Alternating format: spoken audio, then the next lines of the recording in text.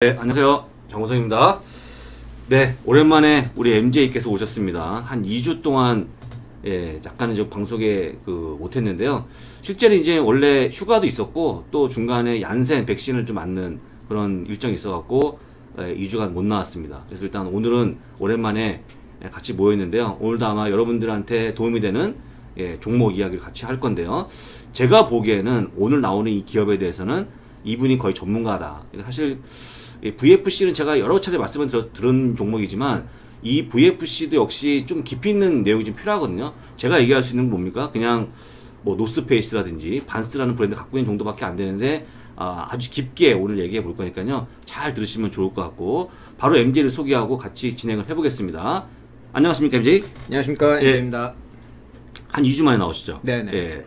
아까도 얘기했지만 얀센 백신도 이미 맞았고 네. 그 다음에 백신 맞은 거와 또 다르게 또 휴가도 다녀오셨고. 그렇죠. 휴가는 정동진에 다녀오셨고, 그렇죠? 예, 정동진에, 아마 아까 말씀하신 것처럼 아주 붐비는 기간이 아니고 약간의 뭐라고 그랬죠? 성수기가 아니고? 지금 비수기에 갔다 왔죠. 비수기에 갔다 왔기 때문에 사람도 별로 없고.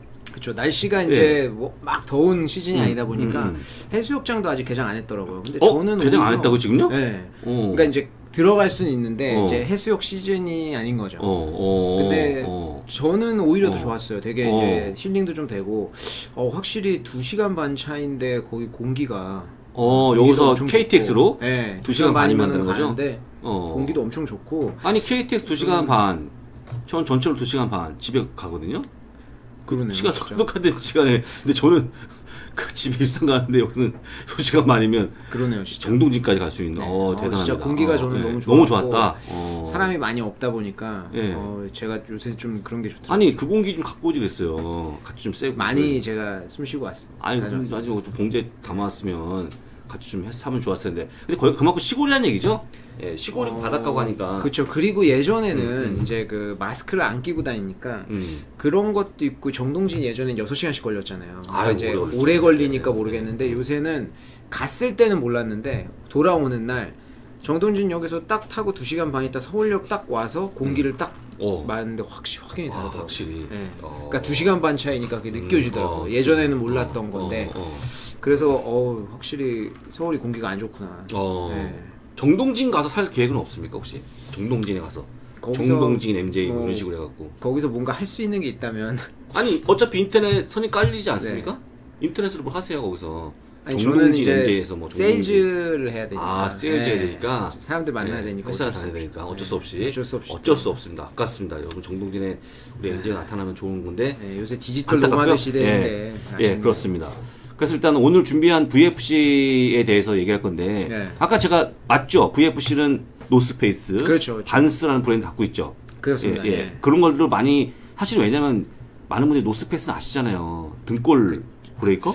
이렇게 해서 예전에 요새는 노스페이스가 등골 브레이커 축에도 못 끼지 않을까. 요새는 뭐 저희 중고등학생들이 지금 명품 신발들 신고 막 그러잖아요. 그렇습니다. 그러면 뭐 명품 신발이 발렌시아가 이런 거 90만 원, 100만 원 하는데 한쪽에. 어느 날 갑자기 아들이 제가 입었던 이제 노스페이스 전화 주는데 저 친한 사람 등치가 있는 사람이 또 펑펑 막 이런 거 입었더니 막 무슨 고음도 아니고 말이죠. 그게 이제 지금은 그래서 지금 오히려 60대, 50대, 그러니까 60대, 50대 후반 뭐 이분들이 노스페이스 많이 입으시죠. 많이 못 써요. 다 자녀들이 줘서 입고 다니는 거죠. 저도 입기 싫어요. 싫은데 버릴 수는 없잖아요. 그걸 입고 다니는데 이건 뭐 곰인지 사람인지 구분이 안 갈 정도까지 또 노스페이스 특징이 뭐 퐁퐁합니다. 이렇게 막 퐁퐁하잖아요. 왜 그런지 모르겠습니다. 하여간 저는 입고 다니고 있습니다만 그런 브랜드라고 하시면 다 이해가 되는 브랜드고. 그래서 일단은 오늘 말씀드리고 싶은 얘기는 이 기업에 대한 내용인데 이 기업 결론 얘기하면 좋은 겁니까? 요번에 이제 호재가 있었죠. 호재가 있었습니까?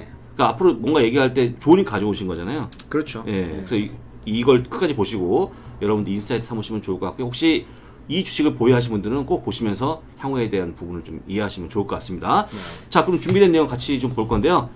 첫 번째 앞에 나오는 그림은 VFC를 무슨 관련이 있는 그림입니까? 그렇죠. VFC 하면은 대표적인 브랜드가 이제 반스. 반스. 그렇기 때문에 이제 반스 하면 또 이제 스케이트보드 문화를 대표하다 보니까. 그렇군요. 그래서 제가 이제 준비를 했습니다. 이게 스케이트보드가 저도 군대 다녀와서 스케이트보드를 좀 탔었어요, 한국에서. 근데 그 당시에는 그 당시에는 이제 제가 한 3년 정도 탔던 것 같은데 그 당시에는 거기 월드컵 공원 같은데 가도 스케이트보드 타는 사람들이 굉장히 일부였어요. 아, 일부. 네, 그래가지고 굉장히 매니아층들이 좀 있었고 지금처럼 보편화되어 있지 않았었는데 지금 그림에서 보는 저 스케이트보드도 많이 타지만 지금은 무슨 롱보드 뭐 이제 그 버튼으로 눌러서 타는 보드 뭐 여러 개가 있죠. 그러니까 굉장히 한국에서 많이 보편화되어 있었는데 원래는 저 스케이트보드가 원조죠. 지금도 보드를 그러면 탄다는 얘기입니까? 저는 근데 이제 무릎이 좀 안 좋아져가지고 못한 지가 좀 오래됐어요. 그래서 저기에 나와 있는 저런 스킬까지의 경지는 못 갔습니다.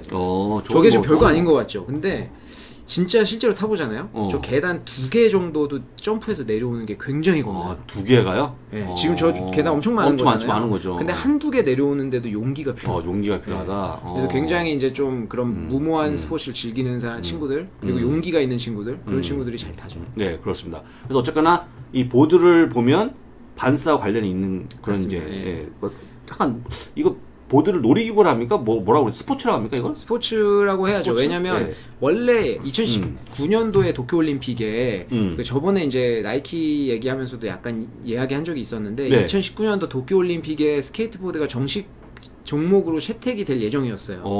근데 이제 그게 미뤄진 거잖아요. 그래서 나이키에서 그 나이키 보면 SB라는 브랜드가 있는데 그게 스케이트보드의 줄임말이거든요. 그래서 나이키 스케이트보드는 2000년대 초반에 생긴 브랜드예요. 나이키에서 만든 거예요. 그 당시 스케이트 브랜드가 여러 가지가 있었는데 나이키에서 라인을 하나 딴 거죠. 그래서 전폭적으로 밀었었고 그렇기 때문에 2000년도 초반에 나이키 SB의 그 SB 덩크라고 해요. 그 모델명을 제가 오늘 신고 왔는데 그건 이따 제가 또 한번 보여드릴게요. 근데 그 모델들이 그 당시에 르네상스 시절이었어요. 그래서 2000년대 초반에 나온 모델들이 지금은 다 웬만하면 리셀가가 몇백만 원씩, 천만 원씩 넘어가는 그런 제품들인데 하여튼 그때 쏟아져 나왔고 재작년부터 해가지고 올림픽 정식 종목 채택 전에 또 엄청나게 나왔었죠. 그래서 그 인기가 지금까지 이어지고 있다. 그래서 그 리셀 가격이 전통적으로 마이클 조단 신발 그게 조단. 가장 높았다가 이제 SB로 재작년부터 많이 바뀌었죠. 근데 또 갑자기 또 이야기가 물꼬를 이어가는데 어제 나온 뉴스인데 루이비통하고 나이키의 에어포스 원 에어포스 원 신발 모델이 이제 굉장히 유명하죠. 90년대부터 힙합 쪽에 많이 유명했던 그런 신발인데 그 신발하고 콜라보레이션 이미지를 어제 대량으로 방출했어요. 한 10쪽 한 8에서 9쪽 정도 되는 정도의 모델들이 나왔는데 그래서 지금 이 스니커 씬에서는 어떻게 예상하냐 이제 SB도 다 많이 밀었으니까 이제는 에어포스 원을 다시 나이키에서 전폭적으로 밀 것이다. 그러니까 나이키에서 밀면서 거기에 이제 새로운 모델이 계속 나오면서 이제 다시 그게 그 모델이 인기를 얻는 거죠. 그런 징후가 어제 좀 포착이 됐습니다. 그렇군요. 야, 대단한. 어떻게 그렇게 훌륭한 브랜드와 같이 콜라보를 할 수 있죠? 그러니까 이제 저번에 이제 저희가 스트릿 브랜드 이런 것도 얘기하면서 언급했던 내용인데 지금 스트릿 브랜드 그래서 VFC를 제가 얘기하는 거예요. 스트릿 브랜드가 예전에는 서브컬처라고 했었거든요. 그래서 메인 컬처가 아니었어요. 근데 지금은 그 서브컬처랑 메인 그 럭셔리 브랜드들의 콜라보레이션들이 이루어지면서 이제는 스트릿 브랜드랑 손을 잡지 않으면 럭셔리 브랜드도 안 되는 그런 시절이 돼버린 거예요. 그래서 그 디올 조단이 작년이었나요? 작년인가 재작년 말인가 이랬었는데 굉장히 유명했었잖아요. 1000만 원이 넘어가고 신발이. 근데 요번에 그 디올도 그 트래비스 스캇이 운영하는 브랜드가 있거든요. 캡터스 잭이라고. 거기랑 또 낸다고 어제 이미지가 나왔어요. 그래서 지금 거기도 또 한 번 제품이 나올 예정이고 그래서 굉장히 활발하게 지금 스트릿 브랜드들이 좀 콜라보레이션을 하고 있어서 이제 인정받는 시대이다. 근데 그 스트릿 브랜드의 수장이라고 할 수 있는 슈프림을 VFC 그룹이 2019년도 말에 인수했다. 그게 이제 성장 동력이 되는 거죠. 자, 그럼 한번 넘겨보겠습니다. 그럼 한번 보시면 잠시만요. 다음 장으로 한번 찍어야 돼. 찍어. 됐습니다. 됐습니다. 이제 그 VFC 그룹이 보유하고 있는 브랜드들이 굉장히 많아요. 그래서 아웃도어 쪽이랑 뭐 이제 그 워크웨어랑 이제 뭐 이제 나눌 수가 있는데 아웃도어 쪽에는 이렇게 브랜드를 대표적으로 가지고 있습니다. 그래서 뭐 나머지는 저희가 뭐 잘 모르셔도 돼요. 여기서 노스페이스, 팀버랜드 한국에서 유명한 거죠. 팀버랜드 같은 경우에는 이제 90년대 힙합의 어떤 완전 메카였었죠. 했던 브랜드들도 가지고 있고 그리고 워크웨어 쪽 이쪽 브랜드는 사실 저도 생소한 브랜드들이 많아요. 근데 모르셔도 돼요. 왜냐면 제가 늘상 이야기하는 거지만 그 명품 브랜드 뭐 캐링이라든지 LVMH 말씀드릴 때도 말씀드렸던 건데 그 브랜드 안에서 굉장히 많은 브랜드들을 가지고 있는데 매출을 좌지우지하는 브랜드가 뭔가 그게 중요한 거지. 나머지 브랜드 다 필요 없습니다. 여기서 디키즈는 우리가 그래도 알잖아요. 디키즈는 한국에도 이제 좀 나와 있으니까. 그리고 액티브웨어 쪽에서는 이스트팩 알고요. 장스포츠 알고, 키플링 알고, 요거 나파이치라든지 슈프림, 반스 다 알죠. 그래서 요 브랜드들이 이렇게 보유를 하고 있어가지고 브랜드 간의 시너지가 그냥 이제 뭐 아웃도어 진짜로 완전 기능성 웨어라든지 그다음 액티브웨어까지 이제 뭐 모든 장르를 다 총칭하고 있는 그런 브랜드들을 보유를 하고 있어요. 그게 이제 얘네들 사업 전략이긴 한데 어찌 보면은 이스펙이랑 장스포츠는 경쟁사라고도 할 수 있는데 둘 다 이렇게 보유를 하면서 좀 운용을 하고 있는 그런 상황입니다. 이름 좋네요, 장스포츠. 예. 장스포츠 이름 좋아요. 예. 네, 가방 하나 사세요. 모든 뭐 어떤 이름이든 장이 들어가면 있어 보입니다. 그렇죠. 예. 살까요? 가방? 네, 하나 사세요. 뭐 가방 비싸지 않을 거예요. 제가 안 비싸면 얼마입니까? 한 39,900원? 5만 원 아래였던 거 그래요? 같은데. 진짜 그런 브랜드가 있어요? 그 싼 브랜드가? 그러지 않았나요? 저도 지금 스포츠 안 산지 오래돼가지고. 그렇게 신발 그리고 가방에 싸면 저는 안 사는데. 이 이스트팩이랑 장스포츠는 여기 지금 목에 올 때까지 올려서 매줘야 또 이게 감성이거든요. 목까지 올려서 저쪽 올려갖고. 네, 저 고등학교 때 이제 저 유행이었었죠. 강북에 여기까지 막 딱 붙는 교복에다 여기까지 딱 올리는 게 유행이었거든요. 근데 그 안에 책이 없어야 되는데 고등학교 때 책을 많이 넣고 다니잖아요. 네, 책 많이 넣고 그래서 책을 많이 넣고 나서 이렇게 딱 올리면 진짜 그게 딱 거북이 모양이었어요. 그래요? 네. 저는 이스트팩을 썼었습니다. 이스트팩을? 근데 저 그 라프 시몬스 이야기 했었잖아요. 프라다 이야기할 때 그 라프 시몬스랑 이스트팩이랑도 콜라보레이션도 많이 했어요. 그래서 그런 제품들이 돌아다니고 있고 이 나파피리 같은 경우에는 한국에서도 조금 그래도 프로모션을 하긴 했었는데 과거에 그 정말 상속자들이라는 드라마 있었지 않았습니까? 옛날 드라마죠. 거기서 이민호 씨가 입고 나온 적도 있어요.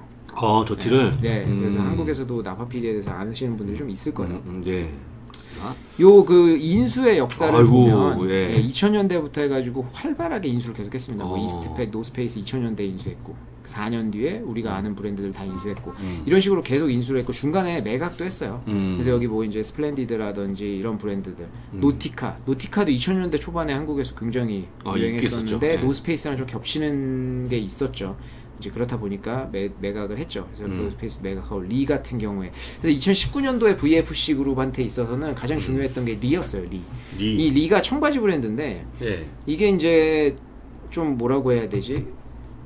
좀 아픈 손가락이라고 해야 되나요? 왜요? 이제 그 당시에 매출에서 차지하는 비중이 꽤 컸는데 안 됐어요. 네, 그래가지고 이제 2019년도에 매각을 하려고 하는데 자꾸 안 되고 했는데 지금은 이제 거의 매각 단계에 다 되고 있어가지고 어찌 보면은 그 분리될 때 안 되는 게 분리될 때가 굉장히 좋거든요. 기업에. 그래서 그런 걸 좀 노렸을 때. 아니 리가 그 국내에서 많이 팔렸던 청바지 아니에요? 그게 라인이 다를걸요? 라인이? 레였나 레? 그러니까 리긴 한데 그것도 굉장히 복잡한 게 있어요. 알리 있었어. 네. RE였나? 그런 그분은 아마 저기 아니에요? 뭐 다른 데 이씨 아니에요? 전주희 씨가 아니라 뭐 그런 거 아니에요?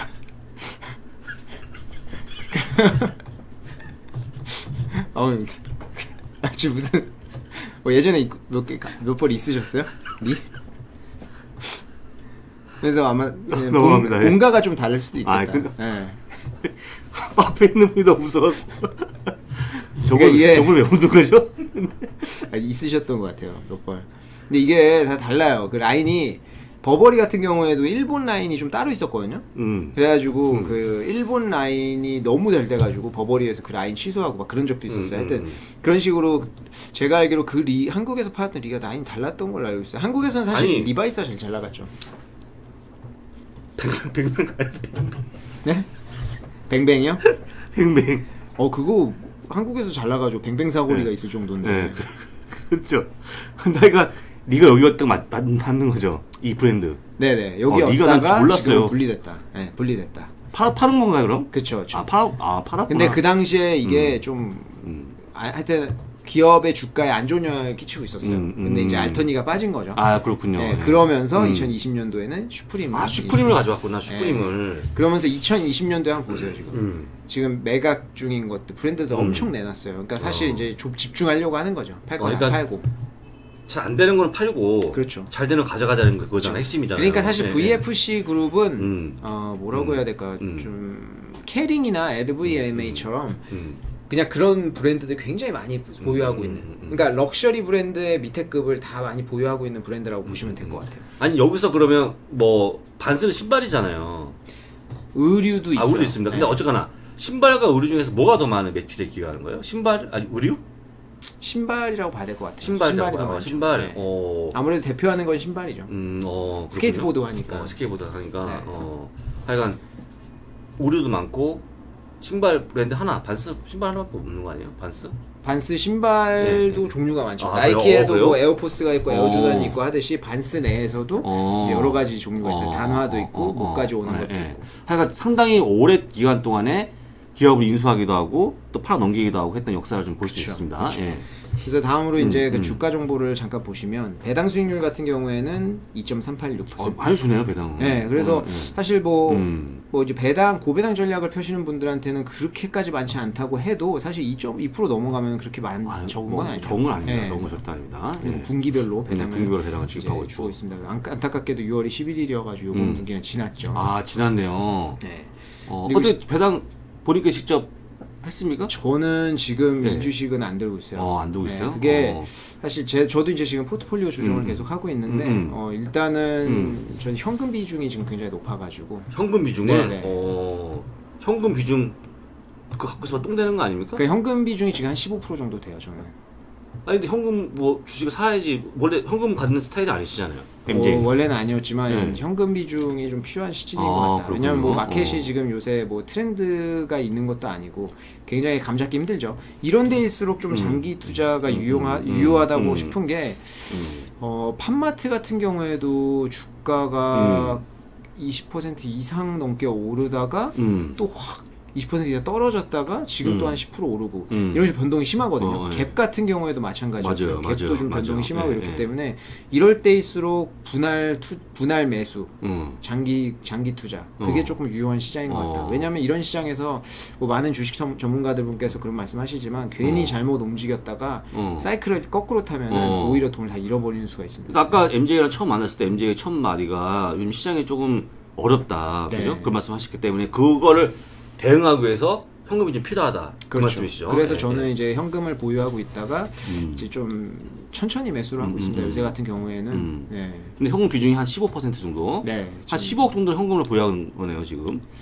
그렇죠. 네, 한 15억 정도를 지금 기다리고 있다가 여차하면 종목 사기 위해서. 그렇죠. 여차하면 1억씩 넣어야 되니까. 여러분들은 뭐 15억 전혀 이건 이분의 얘기이기 때문에 여러분들 뭐 나는 뭐 얼마 안 된다. 그게 중요한 게 아닙니다. 우리 MJ는 워낙 큰 자금을 운영하는 분이기 때문에 어쨌거나 지금 주식 상황을 봤고요. 배당은 제가 봤을 때는 이 충분히 높은 겁니다, 이 정도. 네, 나쁘지 않은 것 같아요. 그래서 이제 뭐 성장할 수 있는 성장 공간 같은 것도 고려를 했을 때, 그리고 제가 이 종목을 들고 있지 않은 이유가 또 한 가지 있어요. 사실 저는 지금까지 준비했던 패션 관련 콘텐츠 많잖아요. 저는 그쪽에 비중이 좀 높은 편이에요. 패션 관련된 종목들을 많이 갖고 있어가지고 사실 이제 그쪽 비중을 더 늘리는 건 좀 부담스럽다. 뭐 제 자체의 포트폴리오의 비중 조절도 좀 필요하니까 그런 이유도 좀 있고요. 개인적인 사정이 있죠. 하지만 이제 계속 보고 있는 종목이고 저는 이제 그 시가총액 같은 경우에는 한 35조 원 정도 워낙 굉장히 크고 PB 같은 경우에도 10배. 이게 좀 특이하죠. PB 이제 제조업이 아니란 소리예요. PB 10배 정도 나온다는 것은 사실 얘네는 제조업 기업이라기보다는 이 브랜드를 많이 보유하고 있는 기업이다라고 봐야 될 것 같아요. 네, 그렇습니다. 이제 그 스트릿 브랜드의 어떤 이제 그 입지가 이제 그 VFC 그룹에서 어떤 슈프림을 인수한 게 과연 어떤 효과를 내냐에 대한 건데 보시면 액티브 애슬레저랑 아웃도어를 그러니까 이게 총 자기들이 보유하고 있는 브랜드입니다. 뭐 가방도 있고 여러 가지가 있죠. 그 중에서 이게 제일 크다는 얘기예요. 결국에는 반스, 노스페이스가 되겠죠. 노스페이스, 팀버랜드. 그래서 이쪽 비중이 굉장히 큰데 슈프림은 이 정도에서 위치를 차지하고 있다. 그러니까 아까도 이제 이야기했지만 스트릿 브랜드가 전체 스트릿 브랜드의 이제 그 시장 규모를 보면은 500조 원 정도를 예상하고 있거든요. 그래서 슈프림을 그 어떤 매개체로 해가지고 그 스트릿 브랜드에 얘네가 이제 접근할 수 있는 거죠. 기존에 가지고 있던 이 브랜드를 스프림이랑 같이 콜라보레이션이라든지 이런 걸 통해 가지고 그 시장의 접근성을, 그러니까 시장이 하나 더 열렸다라고 보면 될 것 같아요. 아까도 말씀드렸지만 스트릿 브랜드가 요새 대세이기 때문에 이게 뭐 단기적인 대세로 끝날 것 같지는 않고 이제 더 커질 거라고 보고 있고요. 네. 이 스트릿웨어 시장에 진출을 함으로써 해서 이제 VFC 그룹한테 어느 정도의 이제 그 이익이 될 것이냐. 그래서 이제 50조 원 정도의 시장 진출 전 세계적으로 기회가 있을 것으로 보고 있고 매년 평균적으로 두 자릿수의 이제 성장을 이게 슈프림 브랜드 자체가 보일 것으로 예상하고 있고 아까 말씀드렸던 최근 트렌드에 굉장히 부합을 하고 있다. 그리고 이게 MZ 세대에 대해서 저희가 이제 옛날부터 많이 이야기를 했는데 그렇죠. MZ 세대는 이제 굉장히 자기 표현 욕구라든지 이런 것들이 뛰어나잖아요. 그거랑도 좀 부합되는 거예요. 스트릿 브랜드의 이런 유행이라든지 이런 것 자체가 남과 똑같지 않고 나와는 좀 다른 모습, 그런 것들에 대해서 이제 나타나는 거예요. 이 슈프림 브랜드가 이제 그 어느 정도의 입지가 될 것이냐, 이게 보면 반스, 노스페이스, 팀버랜드, 디키즈가 디키즈는 솔직히 잘 모르겠지만 이들이 이야기하기로는 이제 스트릿 인스파이어드라고 하죠. 그러니까 스트릿 브랜드랑 결이 비슷하다는 소리예요. 실제적으로 VFC가 슈프림을 인수한 이유가 저는 그게 크다고 생각하는데, 슈프림이 과거에 콜라보레이션을 굉장히 많이 했어요. 이 브랜드들이랑. 디키즈랑은 한 적은 없는데 팀버랜드, 노스페이스, 반스랑 브랜드 이미 엄청나게 많은 콜라보레이션을 과거에 진행했거든요. 근데 저는 이게 이제 요번에 인수했을 때 얘네들이 시너지 효과를 많이 봤기 때문에 인수를 한 게 영향이 크다고 생각해요. 그러니까 반스랑은 96년부터 이미 콜라보레이션 많이 진행했고 팀버랜드도 마찬가지, 노스페이스. 근데 여기 프레젠테이션에 준비한 이 콜라보레이션들 제품들이 왜 이렇게 이쁘지 않은 제품들을 했는지 저는 좀 이해가 되지는 않는데 어쨌든 제가 그 오늘 이렇게 정장이 아니라 티셔츠 입고 왔습니다. 그 이유가 이제 오늘 이 브랜드, 이 브랜드 이제 슈프림을 제가 입고 왔어요. 슈프림을 직접 보여주는 거죠. 네, 그래서 이제 일부러 일부러 정장이 아니라 오늘은 제가 이제 티셔츠. 원래 이제 약간은 무례해 보이지만 이를 보여주기 위해서 입은 거기 때문에 여러분들 양해를 부탁드리고, 이 슈프림을 빌려서 입은 겁니까? 잠깐 뭐 시간당 한 5,000원 주고 세탁소에서? 그리고 아니 사신 건지 물어보는 거죠. 제가 샀죠. 샀습니다. 산 겁니다 이거. 일단은 샀고, 그 다음에 이제 이게 슈프림의 대표적인 어떤 그런. 그쵸, 요 박스 로고. 요 브랜드. 슈프림의 박스 로고. 요 이미지가? 네, 요게 이제 대표적인 이미지죠. 그래서 제가 입고 왔는데, 오늘 또, 그래가지고 신발도. 신발도 제가 이렇게. 신발도. 요 슈프림과 나이키의 콜라보. 그래서 아까 잘 못 걸었군요. 총총 걸어도 막 신발 뭐 묻을까봐. 요게 SB입니다. 그래서 보시면은, 요 혀가 굉장히 두껍잖아요. 스케이트보드 탈 때, 점프할 때, 요 앞부분으로 긁거든요. 이 판을. 이 판이 다 사포잖아요. 그렇죠. 그러니까 긁히니까 여기가 구멍이 많아요. 그래서 여기에 하나 더 떼고, 그다음에 여기는 발 부상을 막아주기. 그래서 이제 SB보다 두꺼운 거예요. 그래서 요거 이제 슈프림하고 나이키랑 이제 요번에 콜라보레이션 하는 거. 그래서 요것도 제가 또 한번 신고 왔습니다. 일부러 여러분들 원래는 쉽지 않습니다. 잘 아시는데 일부러 오늘 보여주기가 신고 온 겁니다. 그쵸. 앞에 주름 간 거 같은데.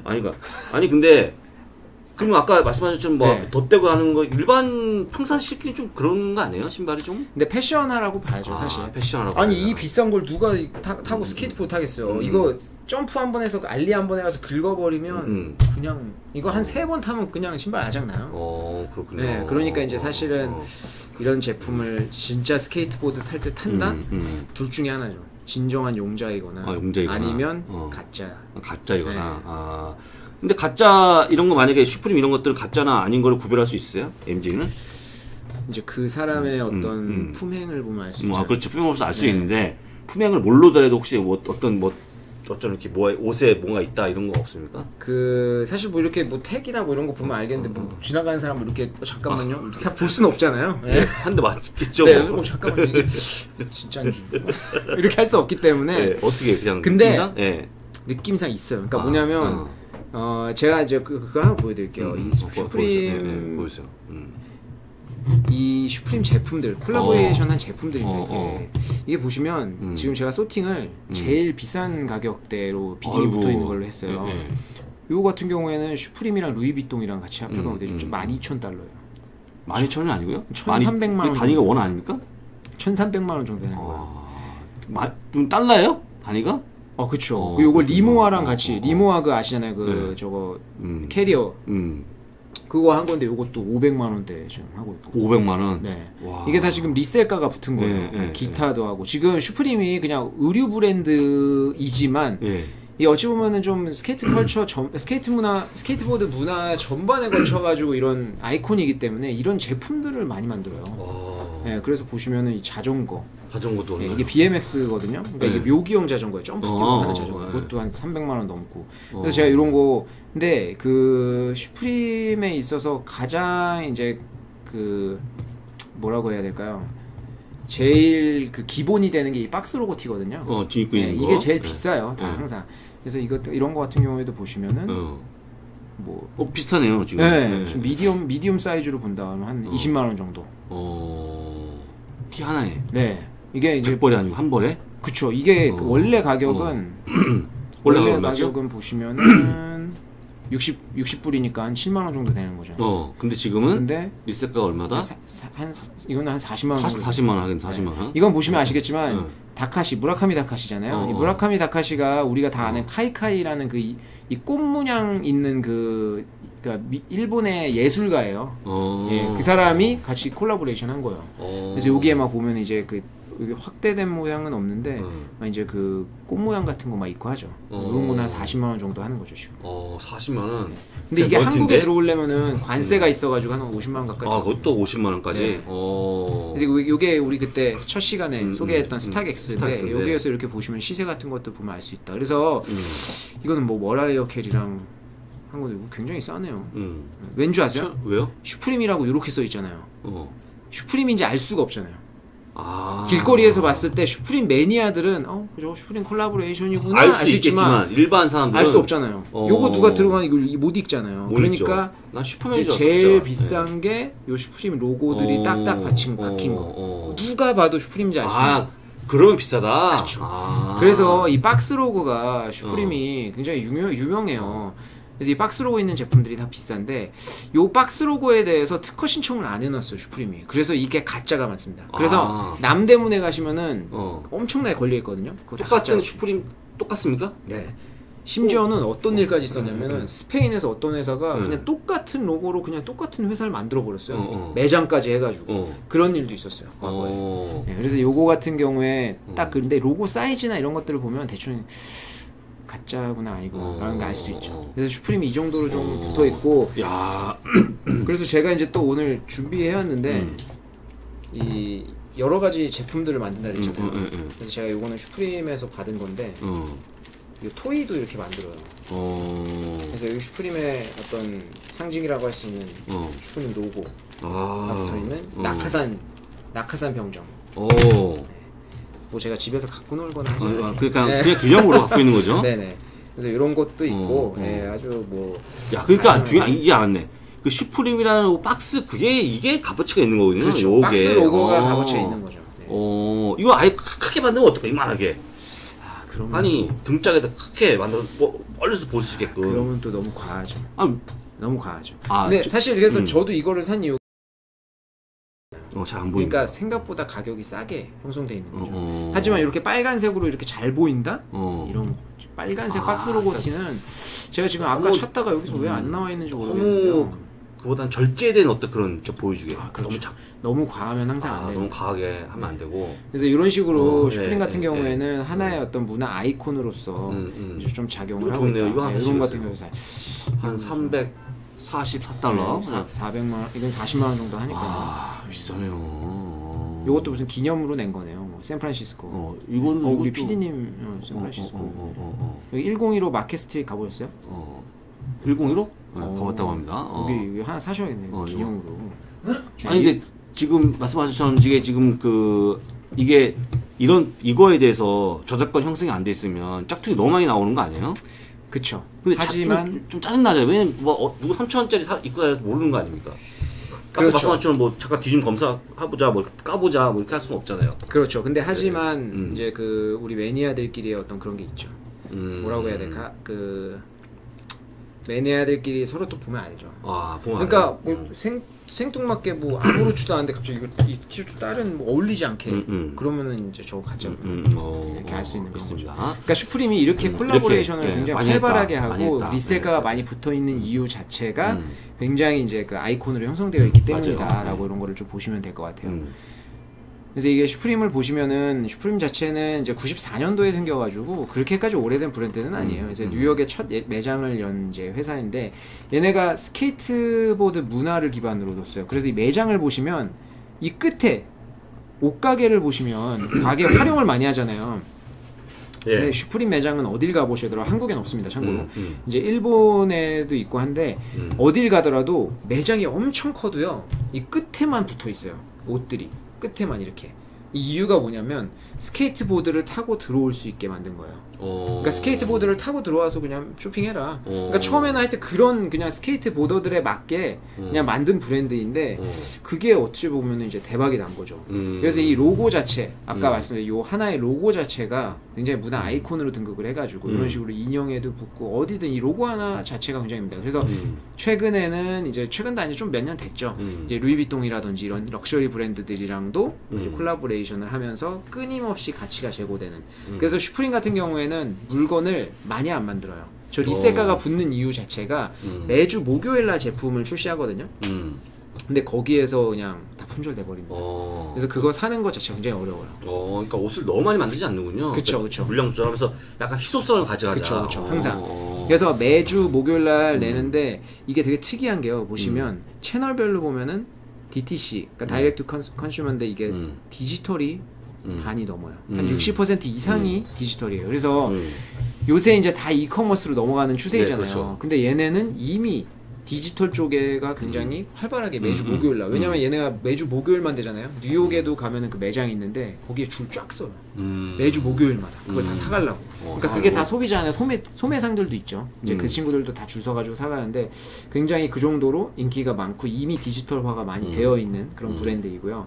그리고 이제 그 지역별로 봐도 미국이 50% 넘지만 인터내셔널, 그러니까 전 세계적으로도 이미 많은 부분을 차지하고 있다. 그렇기 때문에 VFC가 얘네를 이용해가지고 자기네 브랜드를 글로벌화 시키기에 굉장히 좋은 거예요. 그리고 카테고리 보시면 얘네는 의류가 대부분입니다. 그리고 올 아덜스가 아까 봤던 우리 뭐 이런 제품 이런 거라든지 뭐 이제 신발이라든지 뭐 이런 뭐 냉장고라든지 뭐 그런 것들이에요. 근데 그것도 다 자기네가 만드는 건 아니고 다 콜라보레이션이다. 그렇게 보시면 될 것 같습니다. 그래서 이제 그 M&A를 완성을 했거든요. 그래서 이제 그 2020년도가 되면은 한 6천억 원 정도 원화로 하면은 그 정도의 추가 플러스 알파를 더 줄 걸로 예상을 하고 있고 그 EPS 같은 경우에도 0.25 정도까지 더 추가를 할 수 있는 그런 시너지 효과가 날 것으로 지금 보고 있는 상황이고 이번에 딜을 한번 보시면 매수 금액이 2.5조였어요. 원화로 약. 근데 이게 2018년도에 이 슈프림이 이미 글로벌 그 사모펀드 칼라일에 팔렸었거든요. 근데 칼라일에다가 50% 지분을 팔았었어요. 근데 그 팔았을 당시가 5억 달러입니다. 네. 그러니까 원화로 약 5천억 원이었어요. 네. 50%가. 그러니까 이제 전체는 1조였다고 봐야죠. 근데 2018년이고 2020년이잖아요. 네. 그러면 2019년도에 끝냈잖아요. 1년 만에 2배를 번 거예요. 칼라일을. 이걸로. 그러니까 엄청난 거죠. 엄청나네요. 2배 가량의 수익. 그러니까 사모펀드들이 이런 걸 엄청 잘하는 거예요. 그래서 이제 그 한때 그 글로벌 사모펀드에 팔렸다가 지금은 VFC로 넘어가서 안착을 한 상태다라고 보시면 되고 기업 가치는 보시면 15배를 부여를 했습니다. 그러니까 브랜드 가치를 준 거죠, 사실은. 그리고 지금 여기서 계약 조건을 보면 창업자라든지 경영진은 유지한다고 되어 있어요. 그렇게 그게 지금 매니아들 입장에서는 제일 걱정되는 부분이었거든요. 창업자라든지 경영진을 바꾸는 순간 그 슈프림의 어떤 철학이라든지 그런 게 바뀌기 때문에 그런 걸 좀 우려를 하고 있었는데 그런 것들이 유지된다고 하니까 앞으로도 슈프림은 대량 생산이라든지 이런 데 집중하기보다는 브랜드 간의 시너지를 낼 수 있는 데에 집중을 할 것 같다라고 생각을 해보시면 될 것 같고 아까 잠깐 보여줬던 콜라보레이션 중에 진짜 특이한 것들이 이런 겁니다. 스매그 냉장고도 요번에 했고요. 척키 인형, 척키가 슈프림 옷을 입고 있어요. 그리고 오트밀도 있고요. 오레오도 있어요. 오레오도 빨간색이네. 네. 그래서 이게 궁금하시면 유튜브에서 한번 슈프림 오레오 이런 거 찾아보세요. 그럼 나옵니다. 그래서 거기서 이제 먹는 거 이제 언박싱 이런 것도 다 나오거든요. 그래서 그 정도로 굉장히 파급 효과가 크고요. 그리고 상당히 재밌는 것은 요새 이제 뉴욕 쪽에서 뜨고 있는 브랜드가 2개가 있어요. 근데 그 브랜드도 이제 슈프림에서 재직을 하던 디자이너들이 나와가지고 만든 브랜드예요. 그래서 하나는 노아라는 브랜드인데 이것도 보시면은 크게 특별할 건 없지만 약간 슈프림에 있는 사람이 나와서 만들어가지고 뉴욕 쪽에서 나와서 만든지는 조금 됐는데요. 요거는 이제 최근에 들어가지고 뉴욕 쪽에서 좀 핫한 브랜드로 떠오르고 있는 거고. 그러니까 이제 슈프림에서 파생돼서 나와가지고 이제 다시 다른 브랜드들이 또 뜨는 거예요.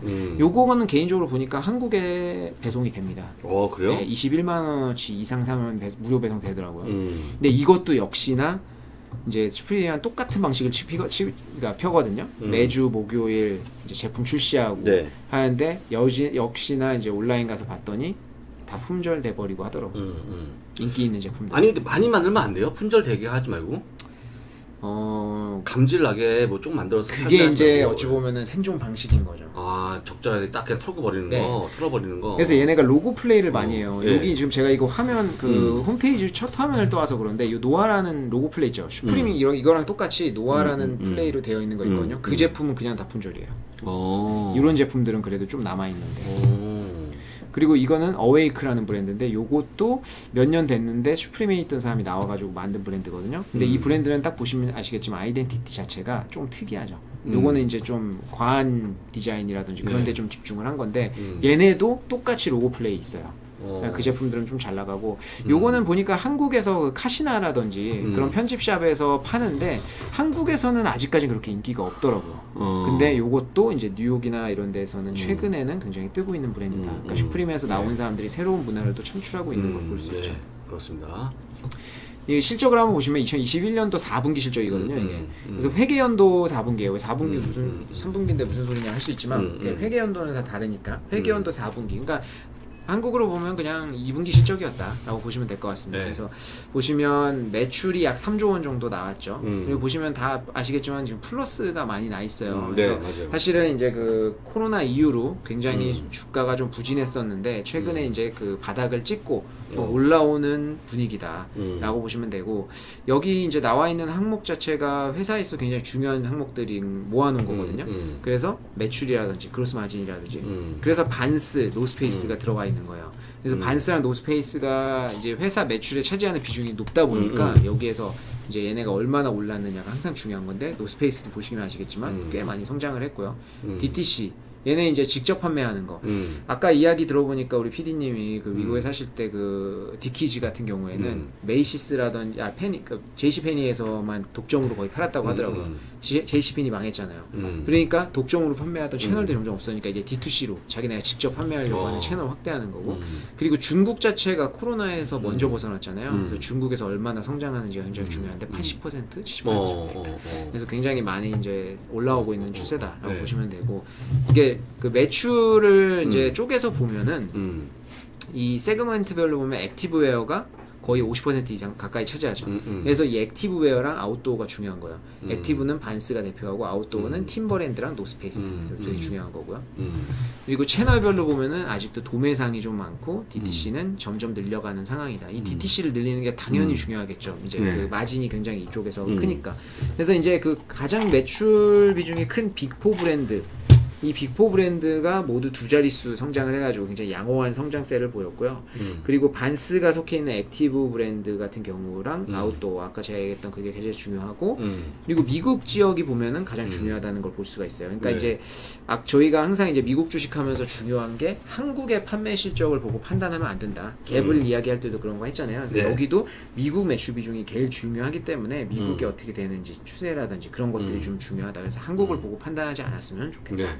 그리고 이제 DTC 부문 같은 경우에는 슈프림 인수한 이후에 온라인 판매 쪽이 크게 증가를 했습니다. 디지털 쪽이 106% 증가했죠. 왜냐하면 아까도 앞에서 살짝 말씀드렸지만 슈프림이 차지하고 있는 온라인 비중이 굉장히 높기 때문에 그리고 이게 빅4 브랜드예요. 반스, 노스페이스, 팀버랜드, 디키즈. 이 4개 브랜드가 거의 대부분의 매출을 차지한다라고 보시면 될 것 같습니다.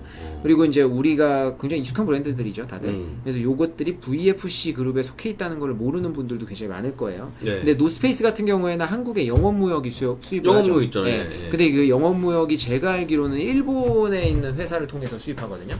그래서 제가 한번 그때 그 예타공 가서 조회하다 보니까 굉장히 큰 비중 저희가 이제 한국에서 투자자가 보유하고 있는 비중 탑 10 중에 하나가 일본 기업인 거예요. 생소한 기업. 그래서 이건 뭐야? 이러고 찾아봤더니 그 기업이 영업무역에다가 노스페이스를 투자하더라고요. 그러니까 그 무슨 지분 교환 같은 비슷한 게 있었던 것 같아요.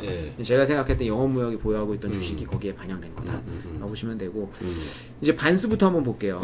반스 같은 경우에는 이제 DTC라든지 뭐 홀세일 잘 비중이 나눠져 있고 미국이 역시 제일 높죠. 그리고 매출 증가 같은 경우에는 26에서 28% 증가할 것으로 예상을 하고 있는데 반스 같은 경우 보시면은 그냥 옷가게다 이렇게 생각하시면 조금 안 돼요. 그건 좀 잘못된 판단이고 스케이트 문화의 아이콘이라고 제가 이렇게 써놨는데 요게 이제 그 이태원에 가면 있는 그 현대카드 여기 가서 음악도 듣고 하는 데서 여기서 이런 콜라보레이션을 해가지고 문화 행사 많이 하거든요. 그래서 하우스 오브 반스라고 매년 진행을 해요. 그걸 여기서 2019년도에 진행을 했는데 그 당시에 가보면 안에다가 스케이트보드 타는 데도 해놓고요.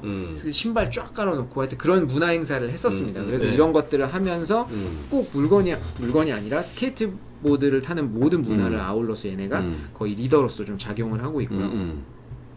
이 그림 보시면 어딘지 아시겠죠? 여기 광화문이잖아요. 광화문에서 이런 행사도 좀 크게 한 번씩 진행을 하는데 요게 반스 신발의 뒷부분이에요. 뒤축이에요. 뒤축. 뒤축을 점프대로 이렇게 만든 거예요. 그래서 그렇죠. 여기에 이제 타가지고 뭐 점프 타고 이렇게 사람들 애들 여기서 체험할 수 있게 이렇게 해주는 건데 이게 한국에서 예전에 이제 스케이트보드 문화가 굉장히 생소했을 때는 반스가 그렇게까지 뭐 크게 성공하지 않았었는데 최근에는 이게 이제 문화 속에 깊숙이 자리하기 시작하면서 반스가 한국에서 굉장히 커지고 있다. 그리고 이태원에 한번 주말마다 가보시면은 그 이태원 초입 있죠. 들어가는데 그 초입에 오른쪽에 보시면 거기 큰 공간이 있어요. 거기에서 스케이트보드 타는 애들 많아요. 거기 그 앞에 원래 스케이트보드 샵이 있거든요. 편집샵. 거기에서 시작한 걸로 제가 알고 있는데 나와서 그냥 스케이트보드 타는 거 가르쳐 주기도 하고 애들 거기서 많이 탑니다. 그래서 그런 것도 한번 보시면 한국에서 얼마나 자리 잡고 있는지 좀 볼 수도 있고. 노스페이스. 이제 노스페이스의 4분기 실적이죠. 이게 28% 정도 증가를 했고요. 2022년도에도 25에서 27% 정도 꾸준히 내년에도 내년이 아니라 회계년도니까 이제 올해 중반부터죠.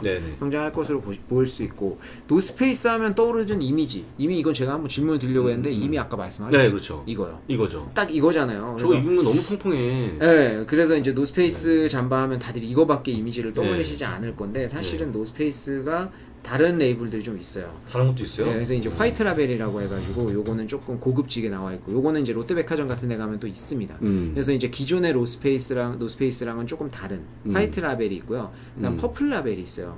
이 퍼플 라벨은 제가 알기로는 한국 매장에는 없어요. 없어요? 이게 아마 일본에는 있었던 걸로 기억하는데 요거는 이제 화이트 라벨보다 조금 더 그 고급스럽게 나와 있는 그런 브랜드인데 가격대도 봐도 알 수 있겠죠. 요거 보시면 4만엔이니까 이게 한 40만 원 정도. 40만 원 정도. 한 60만 원 정도. 그래서 기존의 노스페이스보다는 가격이 조금 더 비싸고 이제 고급지게 나와 있어가지고 요 퍼플 라벨 자체가 퍼플이라서 그런 거야. 화이트 라벨이고 그래서 요 좀 고급진 라인 같은 것도 있다 노스페이스가. 그래서 요런 애들이 슈프림이랑 이제 콜라보레이션을 많이 진행을 하는 거죠. 팀버랜드 다음으로 팀버랜드 같은 경우에 하시면은 이제 얘네도 25% 두 자릿수에 성장을 했고요. 2022년도에도 꾸준히 두 자릿수에 성장을 할 것으로 보이고 있는데 얘네 같은 경우에는 지금은 많이 좀 죽은 브랜드라고 생각을 하실 거예요. 한국에서 이제 뭐 이제 화물관 브랜드 아니냐. 근데 90년대 힙합의 상징이었죠. 어찌 보면은. 그래서 90년대 힙합 하는 사람들은 다 이런 신발. 끈 안 묶고 혀 막 내밀고 막 이러고 다녔습니다. 크게 신발 신고 막 그래가지고 잘 걷지도 못해요. 막 그런 이런 것들이 힙합의 상징이었고 아직까지도 남아 있습니다. 이 사람 보면 그 드레이크거든요. 요새 이제 잘 나가는 캐나다의 그 래퍼인데 이 친구도 계속 꾸준히 입고 나와요. 그래서 스트릿 브랜드랑 어찌 보면은 결이 제일 잘 맞죠. 팀버랜드가. 그래서 앞으로 이제 슈프림을 인수하면서 시너지 효과가 굉장히 많이 날 것으로 좀 예상되는 그런 브랜드 중에 하나예요. 디키즈도 역사에 두 자릿수에 성장을 했고 얘네는 홀세일이 대부분이야. 아까 우리 PD님이 말씀하셨듯이 백화점에 납품하는 케이스들이 더 많았기 때문에 얘는 홀세일 비중이 굉장히 높다라고 보시면 될 것 같아요. 얘네는 앞으로 어쩔 수 없이 DTC를 많이 늘릴 거예요. 그리고 미국에서 아무래도 이제 한국보다는 미국 쪽에서 많이 이제 성장하고 있는 브랜드인데 얘네도 매출 기여도가 꽤 높기 때문에 중요한 거고 디키즈 같은 경우에는 그냥 디키즈 하면은 모르시는 분들도 좀 있을 수 있어요. 한국에서 요새 굉장히 좀 활동이 많이 떨어졌기 때문에 근데 요거 보시면 딱 아시겠죠. 그거 저 모양? 요거가 디키즈의 대표적인 상품들인데 그렇죠. 이런 것들 좀 이제 많이 예전에는 좀 유행을 한 시절이 있었습니다. 그리고 이제 그 올 한 해 총 매출을 실적을 보시면 아시겠지만 코로나 영향이 아직까지 조금 남아 있다. 그래서 보시면 반스, 노스페이스 여기는 좀 아직은 한 해로 보면 마이너스잖아요. 그래서 코로나 영향은 좀 아직은 많이 남아 있기 때문에 그동안 좀 부진했었지만 4분기에서 보듯이 알 수 있겠지만 바닥을 찍고 지금 올라오고 있는 상황이다. 그래서 매출 같은 경우에는 한 해 동안 10조 정도 났는데 그래도 다 마이너스다라고 보시면 되고, 중국 같은 경우는 다르죠. 팬데믹을 먼저 벗어났기 때문에 중국은 아직도 좀 성장세를 보이고 있다라고 보시면 될 것 같습니다.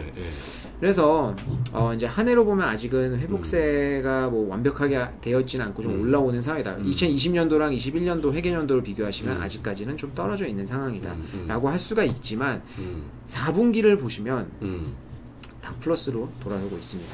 그렇기 때문에 지금 제가 드리고 이 표를 보여드리면서 좀 지루한 표인데 왜 자꾸 보여주냐라고 하면, 팬데믹의 이제 모든 업종이 지금 마찬가지지만 팬데믹의 어떤 그 바닥을 찍고 VFC도 지금 올라오고 있는 상황이고 보복 소비라든지 이런 것들이 이어지면서 굉장히 앞으로 좋을 것이다라고 보고 있는 거예요.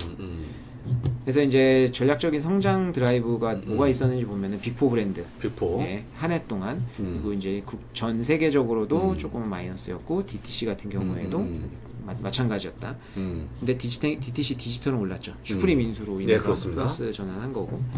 그래서 보시면 이 현금에 대한 건데 뭐 다른 거는 다 둘째치고 여기 보면은 이게 지금 뭐 노란색이 플러스 파란색이 마이너스거든요. 그래서 슈프림 인수에 2조를 썼어요. 근데 회계 연도 초에 한 1.4조 정도 있었잖아요. 네. 근데 인수를 하고 나서도 1.45조 원 정도로 여전히 현금 보유량이 견조하다. 네, 그렇기 때문에 배당을 지급을 하지만서도 현금 보유량이 줄지 않는 것은 이제 팬데믹 때 굉장히 힘든 시간을 보냈지만서도 굉장히 양호한 그런 결과라고 좀 볼 수가 있겠죠. 네, 네, 그렇습니다. 그리고 2022년도 이제부터 이제 어떻게 할 것이냐, 이제 그 경영진의 전망을 보시면 이제 매출은 28% 정도 증가를 할 것으로 보고 있어요. 그리고 슈프림 브랜드가 이 정도에 이제 뭐 6천억 원 정도, 그리고 이제 EPS는 0.25% 플러스 효과를 낼 것으로 보고 있다라고 보시면 됩니다. 그리고 빅4 같은 경우에도 당연히 26%, 노스페이스 25% 다 두 자릿수의 성장을 할 것으로 보이고, 그러니까 전망이 굉장히 좋은 상황이에요. 그래서 주가를 한번 그러니까 이제 레비뉴 브레이크다운 같은 경우에도 보시면은 이제 세그먼트로 봐도 액티브, 요거는 사실 앞에 있는 거랑 큰 차이가 없어가지고 이제 사실 크게는 의미는 없고요. 근데 브랜드별로 보면은 반스가 여전히 제일 크고 슈프림도 이제 끼어들어가지고 콜라보레이션을 할 것 같다. 주가를 보시면은 이게 초록색이 나스닥이고요. 네. 빨간색이 S&P 500이에요. 그리고 파란색이 VFC. 아직까지 그러니까 팬데믹 정도부터 해서 10% 정도 수익이 났고요. 얘네는 75 다 올라왔어요. 그렇기 때문에 제가 여기서 좀 좋게 보는 것은 아직까지도 올라올 수 있는 공간이 많이 남아있다라고 보시면 될 것 같아요. 그렇기 때문에 아직 S&P나 나스닥 대비해서는 좀 저조한 성과를 보이고 있어 주가가. 그래서 조금 더 성장할 수 있는 공간이 남아있지 않나 이렇게 보고 있습니다. 그래서 사실 오늘 결론적으로 제가 좀 드리고 싶은 말씀은 이제 그 여러 가지 이제 다양한 아웃도어부터 액티브웨어까지 다양한 브랜드를 보유하고 있는 상태에서 최근 대세인 슈프림, 그러니까 스트릿 브랜드, 거기에서 슈프림의 수장이라고 할 수 있는 슈프림을 영입하면서 앞으로 콜라보레이션이라든지 이런 게 활발하게 이루어지면서 성장할 수 있는 공간이 더 많이 남아있지 않겠는가라고 해서 오늘은 VFC 종목을 준비해봤습니다. 그럼 혹시 MJ는 집에 슈프림 몇 개나 있어요? 슈프림이요? 네, 이런 비슷한 류의 옷들이. 후드티 2개 있고요. 그 정도. 신발 좀 있나? 그 정도인 것 같아요. 그 정도요. 야, 아직 갈 길이 먼습니다. 좀. 그러니까 그것도 많은 거 아니죠, 절대 뭐 집에. 그럼요. 네, 그 유튜브에 그 제가 자주 보는 JP 박스. 뭐 이런 유튜버들이 있으시죠. JP 박스. 스니커즈 좋아하시는 그런 분들인데 그런 분들이 스니커즈 슈프림 매니아거든요. 한 벽이 다 슈프림 제품이에요. 그리고 그 래퍼 레디 그분도 슈프림 매니아예요. 그분 집에 딱 영상 보면은 다 슈프림으로 가득 차 있습니다. 네, 그래서 슈프림 매니아들은 이런 거 다 모은다. 그런 것도 모은다. 그분은 냉장고도 사가지고 얼마 전에 언박싱 했거든요.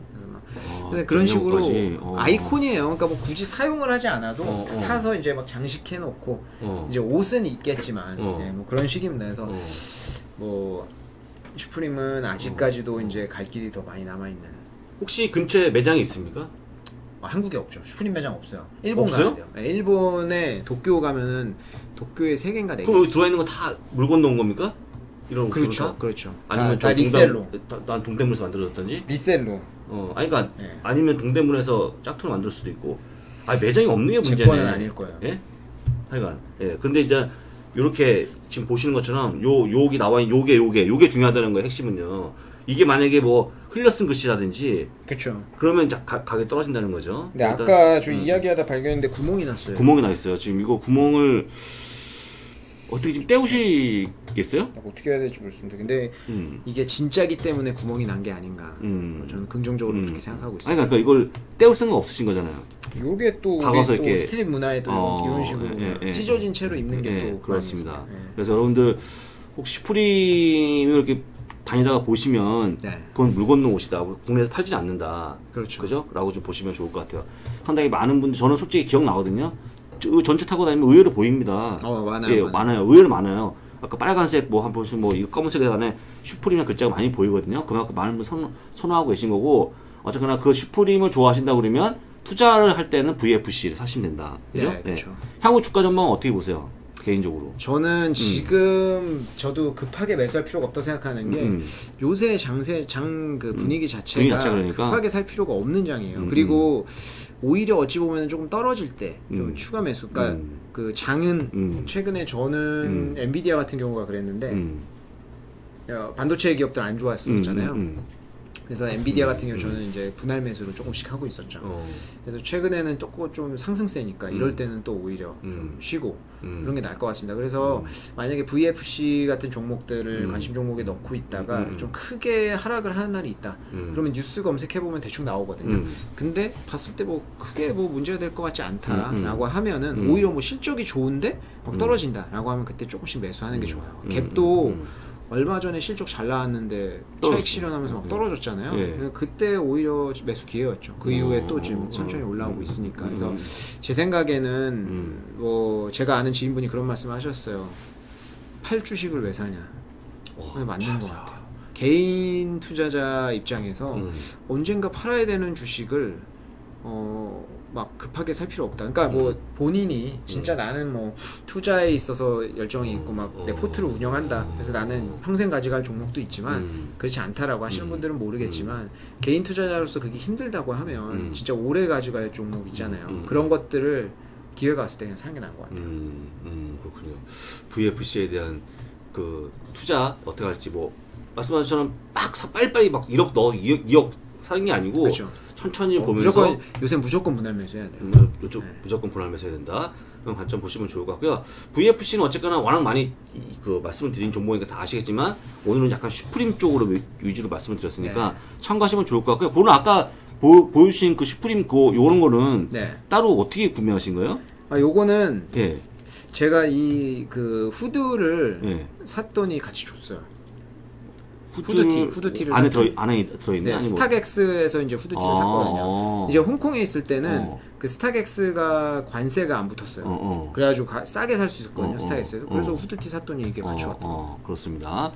그래서 뭐 오늘 여러분들이 저는 개인적으로 이렇게 봐요. 그 제가 이제 무슨 어떤 기업을 설명하려고 그러면 가장 좋은 거는 그 기업을 구매하거나 그 제품을 구매하거나 내가 몸에 걸치고 있는 거 되게 좋은데 오늘 딱 MJ가 VFC를 설명하면서 그 브랜드인 이 옷을 딱 입고 왔습니다. 근데 막 신발도 딱 물론 신발은 나이키지만 다른 겁니다. 그죠? 나이키지만 쫙 하시는 게 어쨌거나 이렇게 이해가 빠르잖아요. 그래서 여러분들 한번 잘 보시면 좋을 것 같고 특히 이제 나이 드신 분들이 보면 뭐 이런 티를 왜 이렇게 많이 비싸게 사냐라고 하시는 분들 계시고 또 이런 고장 뭐 이런 게 뭐 의미냐 하시겠지만 그게 최근에 젊은 아까 MZ 세대의 어떤 하나의 트렌드 아닙니까? 그렇죠. 그걸 이해하지 못하면 돈을 못 벌어요. 그러니까 맞습니다. 솔직히 뭐 하면 뭐 그 잘못하면 꼰대 소리 듣거든요. 여러분들 좀 열린 마음을 가지고 보시면 좋을 것 같고요.